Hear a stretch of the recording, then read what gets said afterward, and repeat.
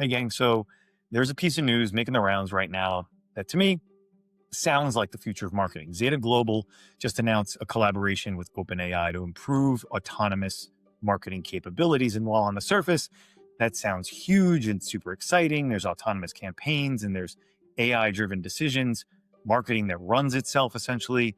But here's the AI reality check. The partnership doesn't solve marketing's biggest problem from where I sit. It just exposes it. So let me explain.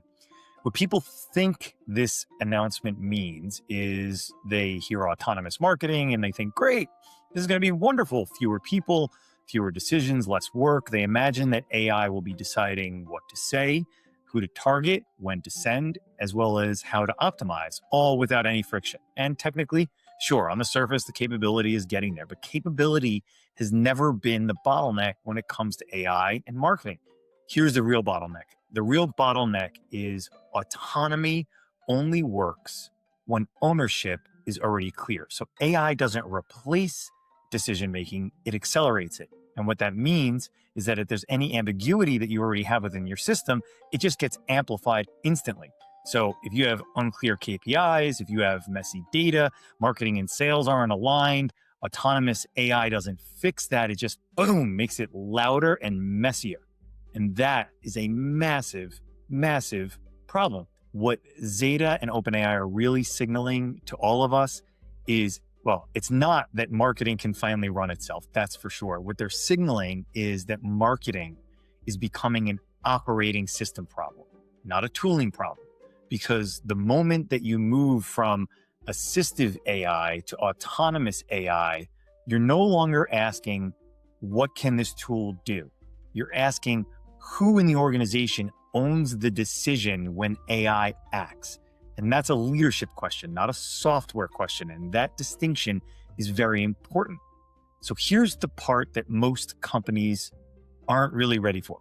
Autonomous AI is a mirror. So if your marketing organization is clear and disciplined and outcome-driven, as well as aligned with sales, AI becomes leverage. But if your marketing organization is only reactive, fragmented, dashboard heavy, but decision light, politically misaligned, AI becomes chaos at scale. Same tech, different outcomes. It could potentially be really bad news.